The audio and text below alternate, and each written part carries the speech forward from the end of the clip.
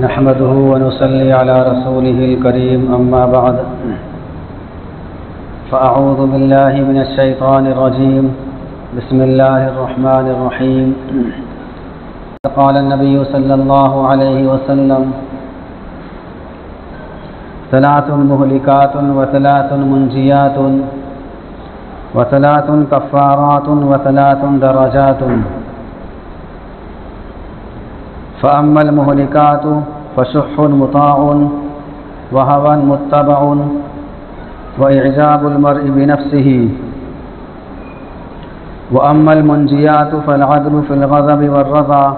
والقصد في الفقر والغنى وخشية الله في السر والعلانية أو كما قال عليه الصلاة والسلام۔ میرے محترم بزرگوں، اس سے پہلے ہفتے میں آپ حضرات کے سامنے 3 باتیں بیان کی گئی تھیں۔ اللہ کے نبی صلی اللہ علیہ وسلم نے امت کو 12 چیزوں کی وصیت کی ہے، تو 3 چیزوں کا بیان پچھلے ہفتے ہو چکا ہے، اور اس کا خلاصہ یہ ہے کہ اللہ کے نبی صلی اللہ علیہ وسلم نے ارشاد فرمایا کہ 3 چیزیں ہلاکت میں ڈالنے والی ہیں۔ ان میں سے ایک ہے خود غرضی، کہ خود غرضی یہ انسان کو ہلاکت تک پہنچا دیتی ہے۔ دوسری چیز اللہ کے نبی صلی اللہ علیہ وسلم نے ارشاد فرمائی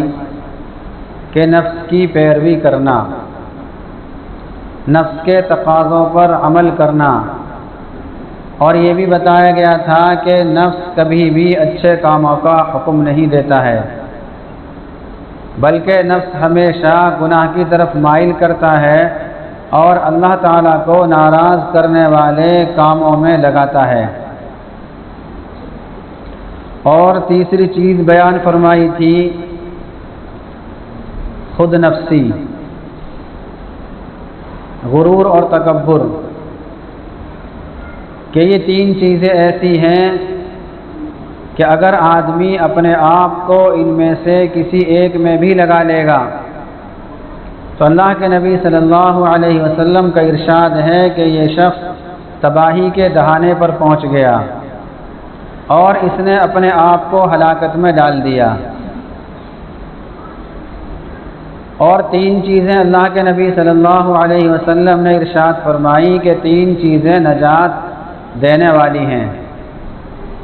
انسان کو نجات تک پہنچا دیتی ہیں اور انسان آخرت کے اعتبار سے نجات پا جاتا ہے۔ تو اللہ کے نبی صلی اللہ علیہ وسلم کا ارشاد ہے وَأَمَّا الْمُنْجِيَاتِ، کہ نجات دینے والی چیزیں کیا ہیں؟ تو ارشاد فرمایا فَالْعَدْلُ فِي الْغَضَبِ وَالرَّضَا، کہ غصے کی حالت میں اور خوشی کی حالت میں انصاف پر رہنا، انصاف قائم کرنا۔ آدمی غصے کی حالت میں شریعت کے حدود سے تجاوز کر جاتا ہے، اور غصے کی حالت میں انسان کا دماغ اور اس کی عقل کام کرنا بند کر دیتی ہے۔ جب انسان کو غصہ آتا ہے تو وہ اچھے برے کی تمیز نہیں رکھتا، اب اسے اس بات کی تمیز نہیں ہوتی کہ دین کا تقاضا کیا ہے اور نبی کا طریقہ کیا ہے۔ تو اللہ کے نبی صلی اللہ علیہ وسلم نے ارشاد فرمایا کہ غصے کی حالت میں انصاف کو قائم رکھنا اور عدل کو تھامے رکھنا، یہ نجات دینے والی چیز ہے۔ جب غصہ آئے تو کیا کرنا چاہیے؟ اللہ کے نبی صلی اللہ علیہ وسلم نے اس کا بھی علاج بتا دیا۔ ایک حدیث میں ہے کہ جب غصہ آئے اگر انسان کھڑا ہے تو بیٹھ جائے، اگر بیٹھا ہے تو لیٹ جائے۔ اس سے کیا ہوگا؟ اس سے غصہ ٹھنڈا ہو جائے گا اور غصہ ختم ہو جائے گا۔ غصہ تو آتا ہے اور انسان ہے، انسان کے اندر اللہ تعالیٰ نے خواہش رکھی ہے تو غصہ تو ضرور آئے گا، لیکن غصے پر کنٹرول کر لینا یہ سب سے بڑی بات ہے، اور یہ ہر ایک کے بس کی بات نہیں ہے۔ غصے پر کنٹرول وہی شخص کر سکتا ہے جس کو آخرت کی فکر ہوگی، جس کو اس بات کی فکر ہوگی کہ مجھے اللہ کے سامنے جانا ہے اور اللہ کے سامنے جا کر مجھے جواب دہی کرنی ہے اور مجھے جواب دینا ہے، وہی شخص غصے پر کنٹرول کر سکتا ہے۔ ایک حدیث میں اللہ کے نبی صلی اللہ علیہ وسلم نے ارشاد فرمایا، الغضب من الشیطان، کہ غصہ شیطان کی طرف سے آتا ہے، والشیطان خلق من النار، اور شیطان کو آگ سے پیدا کیا گیا ہے، والنار تطفأ بالماء، اور آگ کو پانی سے بجھایا جاتا ہے۔ اس لیے جب تم میں سے کسی کو غصہ آئے تو اس کو چاہیے کہ وضو کر لے۔ حدیث پاک میں اللہ کے نبی صلی اللہ علیہ وسلم نے غصے کو ختم کرنے کا علاج بتایا۔ اسی سے پتہ چلتا ہے کہ غصہ تو ضرور آئے گا، چونکہ علاج بیماری ہی کا ہوتا ہے۔ اگر بیماری ہی نہ ہو تو پھر علاج کس بات کا؟ تو غصہ تو آئے گا، لیکن غصے پر کنٹرول کر لیا جائے اور غصے پر قابو پا لیا جائے، یہ سب سے بڑی بات ہے۔ اللہ کے نبی صلی اللہ علیہ وسلم کا ارشاد ہے کہ یہ شخص نجات پانے والا ہے، جو غصہ آ جائے اور غصے پر کنٹرول کر لے تو ایسا شخص نجات پانے والا ہے، آخرت کے اعتبار سے، دنیا کے اعتبار سے بھی۔ کہ غصہ آیا اور غصے پر کنٹرول پا لیا، اس سے کیا ہوگا؟ دنیا والوں کی نظر میں اس کی اہمیت بڑھ جائے گی کہ دیکھو اس کو غصہ آ رہا تھا اور اس نے دین کی خاطر اور اللہ کو راضی کرنے کی خاطر اس نے اپنے غصے پر کنٹرول کر لیا۔ ایک موقع پر اللہ کے نبی صلی اللہ علیہ وسلم نے ارشاد فرمایا کہ پہلوان وہ نہیں ہے جو دوسروں کو پچھاڑ دے، بلکہ پہلوان تو وہ ہے جو غصے کے وقت اپنے نفس کو کنٹرول میں کر لے، یہ ہے پہلوان۔ اور ایک حدیث میں ہے کہ اگر کوئی شخص اپنے غصے پر کنٹرول کر لے، حالانکہ وہ غصے کو نافذ کرنے پر قادر بھی ہے، یعنی غصہ اتارنے پر قادر ہے، کسی پر غصہ آ رہا ہے تو اس پر غصہ دکھانے پر یہ قادر ہے، لیکن دین کی خاطر اس نے غصے پر کنٹرول کیا ہے، تو اللہ کے نبی صلی اللہ علیہ وسلم ارشاد فرماتے ہیں کہ قیامت کے دن اس شخص کو تمام مخلوق کے سامنے بلایا جائے گا اور یہ کہا جائے گا کہ جنت کی حوروں میں سے جس کو چاہے تو اختیار کر لے۔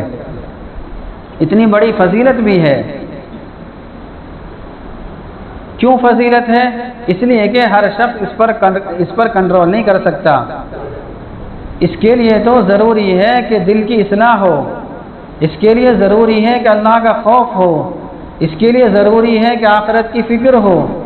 آخرت کا استحضار ہو، اس کے لیے ضروری ہے کہ تمام مؤمنین کا اپنے دل میں احترام ہو کہ یہ ایمان والا ہے، اس کی وجہ سے دنیا کا نظام چل رہا ہے۔ حدیث پاک میں آتا ہے کہ جب تک ایک بھی ایمان والا دنیا میں رہے گا تو دنیا کا نظام چلتا رہے گا۔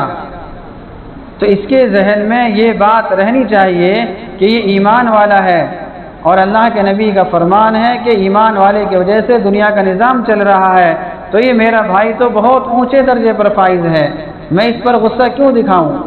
اگر غصہ آ گیا تو اس پر کنٹرول کر لیا، یہ سب سے بڑی بات ہے۔ تو اللہ کے نبی صلی اللہ علیہ وسلم نے فرمایا کہ نجات دینے والی چیزیں 3 ہیں، ان میں سے ایک یہ ہے کہ ہر حال میں اعتدال پر قائم رہے اور ہر حال میں انصاف کرے، کہ غصہ جب بھی آئے، غصے کی حالت میں ہو یا خوشی کی حالت میں ہو، ناراضگی کی حالت میں ہو، خوشی کی حالت میں ہو، ہر حال میں عدل کرنا، انصاف کرنا، بے انصافی کے قریب بالکل نہ جانا، یہ ہے اصل۔ تو اس لیے ہم سب کو چاہیے کہ ہم ہر حال میں ان تینوں چیزوں پر عمل کریں گے، جو آج بتائی جائیں گی ان پر عمل کریں گے۔ ان میں سے ایک یہی ہے کہ انصاف کرنا، غصہ آ رہا ہو تب بھی انصاف کرنا ہے، غصہ نہیں آ رہا ہے تب بھی انصاف کرنا ہے، یہ ہے اصل۔ اور اللہ کے نبی صلی اللہ علیہ وسلم نے دوسری چیز یہ فرمائی، والفقر والقصد فی الفقر والغنى، کہ مالداری اور تنگدستی میں میانہ روی اختیار کرنا، اللہ کے راستے میں جو خرچ کر رہا ہے وہ ہر حال میں خرچ کرتا رہے۔ ایسا نہ ہو کہ جب حالات آئیں تب تو اللہ کو یاد کیا جائے، اللہ کے راستے میں خرچ بھی کیا جائے اور اللہ تعالیٰ کے دیگر احکامات پر عمل بھی کیا جائے، لیکن جب حالات سنور جائیں اور اللہ تعالیٰ مال فراوانی کے ساتھ عطا کر دے اور مال بہتات کے ساتھ آ جائے تو اللہ کو بھول جائے، یہ میانہ روی نہیں ہے۔ اس امت کو اللہ کے نبی صلی اللہ علیہ وسلم نے میانہ روی کا سبق سکھایا ہے، یعنی ہر حال میں درمیانی چال چلنا، نہ حد سے تجاوز ہو جائے اور نہ ہی حد سے کمی ہو، یعنی افراط تفریط نہیں ہونی چاہیے، ہر حال میں میانہ روی ہو، کہ جب آدمی میانہ روی ہر حال میں اختیار کرے گا اور ہر حال میں شریعت کے احکامات پر عمل کرے گا، خوشحالی میں بھی اور اسی طریقے سے تنگدستی میں بھی، تو پھر اللہ تعالیٰ اس کو اپنا مقرب بندہ بنا لے گا۔ ہر حال میں اللہ کی راہ میں خرچ کرنا ہے۔ قرآن کریم میں اللہ تعالیٰ ارشاد فرماتے ہیں، وَسَارِعُوا إِلَى مَغْفِرَةٍ مِّن رَّبِّكُمْ وَجَنَّةٍ عَرْضُهَا السَّمَاوَاتُ وَالْأَرْضُ أُعِدَّتْ لِلْمُتَّقِينَ الَّذِينَ يُنفِقُونَ فِي السَّرَّاءِ وَالضَّرَّاءِ، کہ اللہ تعالیٰ کی مغفرت کی طرف دوڑو اور جنت کی طرف دوڑو، پہل کرو، اور یہ جنت ایسی ہے جو اللہ تعالیٰ نے متقیوں کے لیے تیار کی ہے۔ الذین ينفقون فی السراء والضراء، اور یہ متقین کون لوگ ہیں؟ یہ متقین وہ لوگ ہیں جو اللہ کے راستے میں ہر حال میں خرچ کرتے ہیں،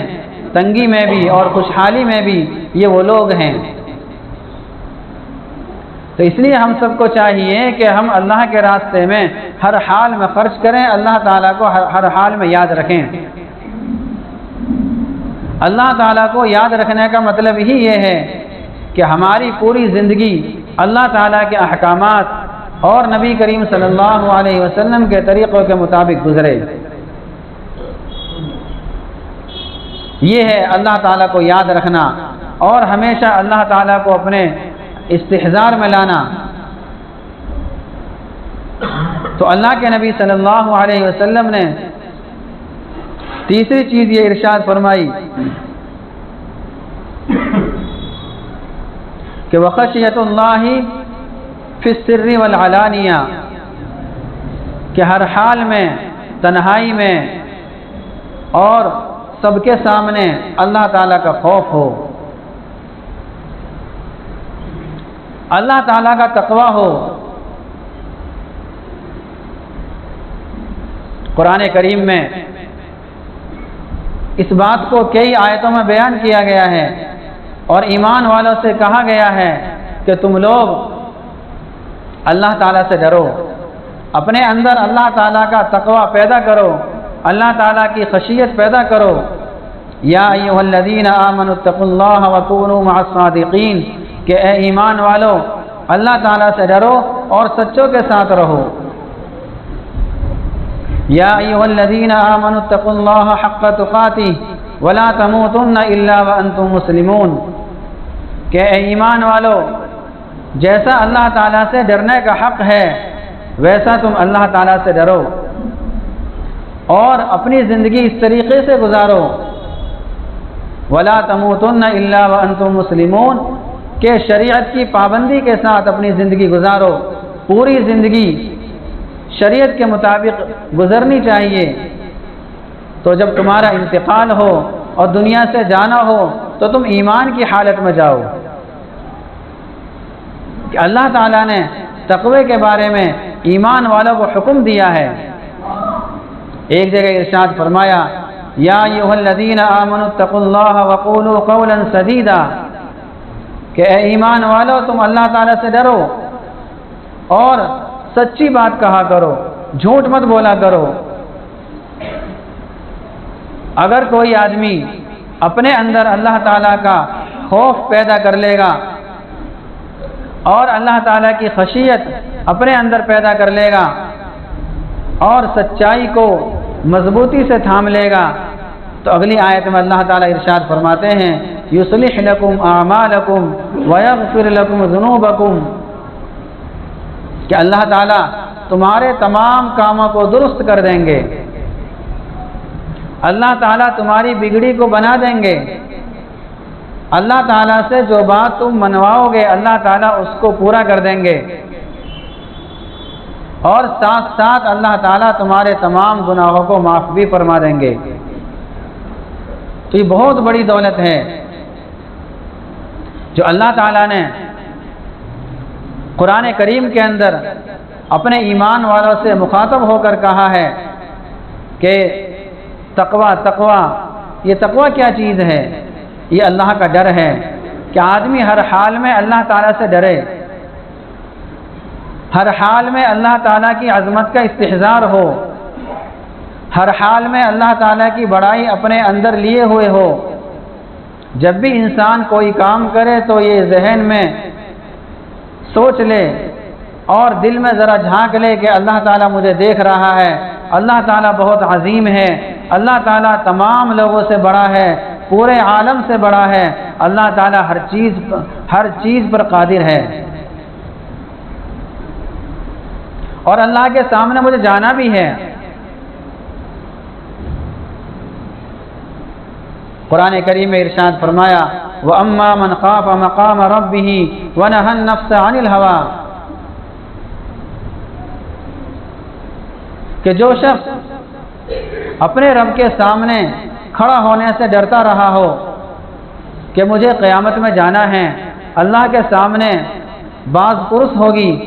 اللہ تعالیٰ کے سامنے سوالات کے جوابات دینے ہیں، اور دنیا میں رہ کر اس نے نفسانی خواہشات پر کنٹرول کیا ہو، نفسانی خواہشات کو دبایا ہو، دین کے خلاف کوئی کام اس سے صادر نہ ہو رہا ہو، دین کے خلاف کاموں سے یہ بچتا ہو، اپنی زندگی کو اپنے آپ کو کوسوں دور رکھتا ہو، فَإِنَّ الْجَنَّةَ هِيَ الْمَأْوَىٰ، تو اس کا ٹھکانہ جنت ہے۔